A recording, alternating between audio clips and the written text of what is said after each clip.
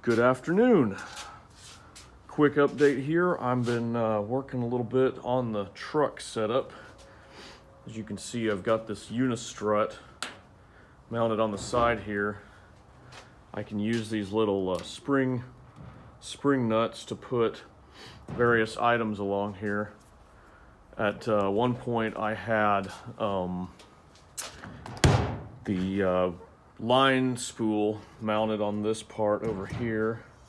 I've had various little clamps as well. At the moment, I'm actually designing sort of a like a locking system here for my combis, because I can't let these combis get stolen. They're just too expensive.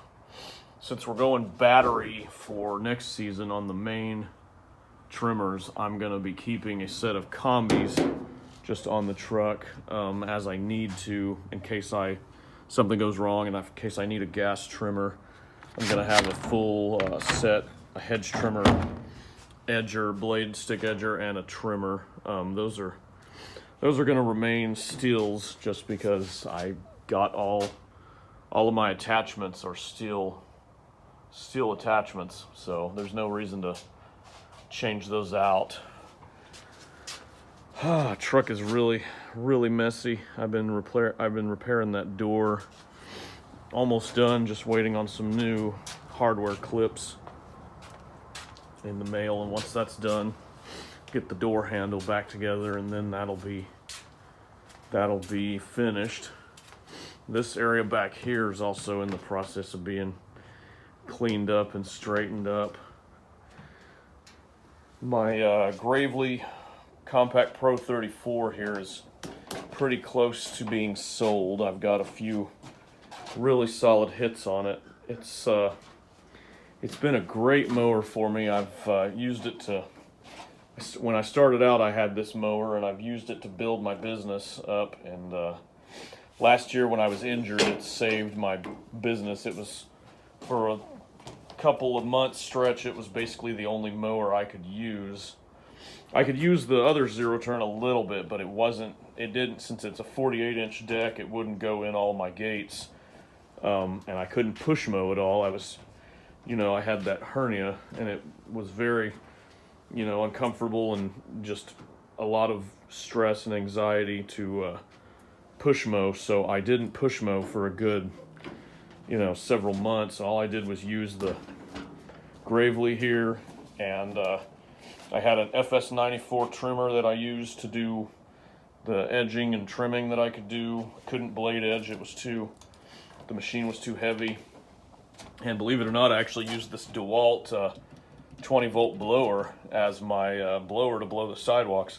And it's underpowered as it is. It still did a surprisingly good job, during the summer, late summer and early fall time, when I was dealing with this. But yeah, and I also wanted to do a little bit of a video here on sort of what exactly I think caused or helped cause my injury. So I guess you could title this Injured Lawn Man, vlog number 1 or number 2. But basically, I was on this mower, and the way I had done it last season and the 2 seasons before, in the truck I would have this mower all the way up to the front of the bed. As you can see, the bed is right here. I'd have it all the way up to the bed, the wheels, and I'd have a 5-gallon gas can in between there. So whenever I would fill up the mower, I would essentially just get on top of this mower, and I would lean down with one arm. I would lift that gas can up and over and fill it up from the side there into where the fuel tank is here. But while I was doing that, I didn't realize that I was actually doing what's called a one-armed row, which in exercise, it's an exercise maneuver that a lot of weightlifters and whatnot people do, that they don't recommend you do it, a lot of people, because it's very dangerous. It puts a lot of stress on your abdominal muscles. Well, the side that I was leaning over essentially in this motion, and moving like that, that's exactly the side that I had the hernia on, was my right side here. So that was one thing I think that very strongly contributed to what happened, to the condition. As far as another thing that I was not aware of, or that I didn't realize, was when I was mowing, I would be sitting down on this machine like this, and I would be mowing a lot of times at full speed or as fast as I could go with this mower, and I don't have a suspension. There's no suspension seat on here. So every time I would hit a bump, my entire body would bounce around, and especially when you got the handlebars in like so, and you're leaning into that machine a lot of times, that's putting a tremendous amount of abdominal pressure on your lower body. And in particular, the time, there was one job I was doing. I was on this mower. I was on a large field, a very large field, about an acre large or so, maybe an acre and a half. And I was it was late afternoon. I was pushing myself really hard to get done. Had some things I wanted to do, so I was moving as fast as I could on the mower, and I was bouncing around a whole lot on the machine. I mean, I was hitting some bumps. There were some rough patches in the turf on that field, and I later on that evening and the next day, I started to feel some discomfort over here, on this side of my, on my abdomen, and I thought, oh well, that's unusual. I must have hurt myself somehow. I didn't think a lot about it, seeing as I normally don't work on Saturdays or Sundays. So I just thought, well, I'll rest over the weekend and everything will be okay. Well, it didn't really get a lot better. It was actually was hurting me for a good week or two, and I took it easy as I could. I rested up. I think it seemed to kind of get better for a while, so I got kind of complacent and I thought everything was okay. At this point, I hadn't gone to the doctor yet or anything to see. Excuse me. I hadn't gone to the doctor yet to see what it was wrong. Well, anyway, there was one evening. I think it was a Tuesday evening. I'd been messing around with something, and I actually had to sneeze, and I sneezed really hard, and I felt a sharp, like a shot of pain down my leg, all the way down, and it was like something I've never felt before, and I was just in a lot of pain that night, and the next 4 or 5 days were just kind of really hard on me. I couldn't do a lot. Every time I'd move a lot, it would hurt. So I just took it easy for a while, thinking, at this point, I still thought it was like a muscle injury or something, maybe a strain or something like that. I didn't realize at the time what I'd actually done. But as time went on, I started to feel better. The initial pain went away, but I began to notice, obviously, when you have a groin hernia, when you're standing up or you're, exerting any type of stress on your lower body. It's especially noticeable when you're standing up, but when you're exerting a lot of stress on your body like that, you will see there will be like a bulge coming out of you.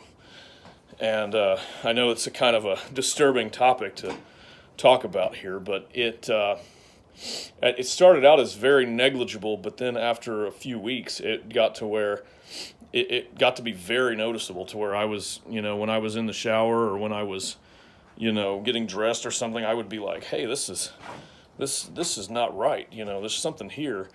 And I would, I'd be able to push in on it, and it would go, would go back, and then it would come back. And if I was laying down, it was virtually non-existent. It felt exactly like it always had. So at this point, I started to really, get very nervous and very worried about what it could be, because I knew, basically it could be this, but I also thought, well, it could be something worse potentially. And when you go down that rabbit hole, unfortunately, on the internet with, WebMD and other, sources, they tell you about like worst case scenarios in terms of what can happen with these. And I got very nervous, and I had a lot of anxiety and stress about it. So we finally went to the doctor, and sure enough, they diagnosed me with a groin hernia, and told me basically don't lift over 5 pounds in weight, which 5 pounds is this essentially. This trimmer weighs about 9.8 pounds, so I was still, kind of not lifting it deadlifting, but kind of using my upper body as best I could to trim with it. But anyway, that was the start of the hard time that I went through. I also went to a imaging place, and I had imaging done. They do an ultrasound to figure out kind of how the size of the tear, and just to see how bad it was. And fortunately, in my case, it wasn't very bad at all. They told me it was basically nothing to worry about. At one point, one of the doctors said something like, "Oh, you'll have to get this fixed in within a couple of years or something." And it was just in my at that time, I was just like, wow, a couple of years. I can't imagine living more than a couple of months with this condition. So we took steps to assure that it wouldn't get any worse. And I worked this was at the end of July that I was diagnosed. I worked until middle of September with the hernia.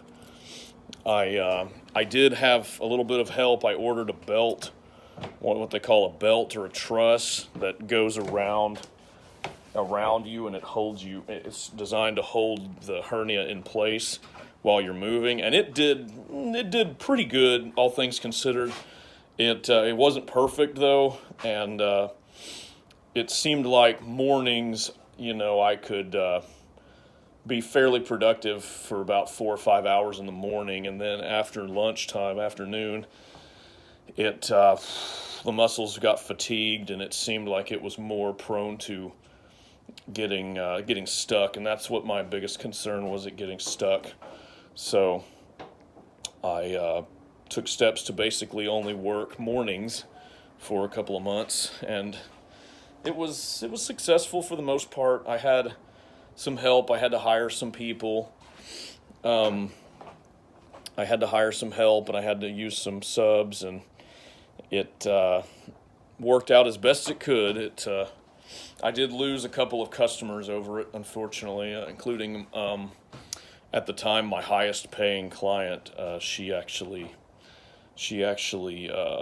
decided to move on. I wasn't able to fulfill the demands of her job, so she had to find someone else, and it was kind of a bad, I don't want to say breakup per se, but it kind of felt like that. It was a bad situation. So I'm not going to be returning to her property to work this upcoming season.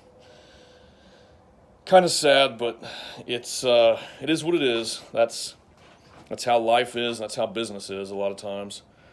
But anyway, I just wanted to talk about that real quick, and just be careful out there when you're working, especially if you're using big fuel cans like this. Be careful how you're lifting these. I'm not a doctor or a trainer or anything, but it's best to go down and lift with your whole body and both legs, instead of trying to leverage all your weight on one side, because that's essentially what I was doing without realizing it. So anyway, I'll have another update whenever I have time. Feel free to subscribe and let me know what you think. And if you have any advice for me, feel free to give that too. Anyway, thanks for your time and have a good day.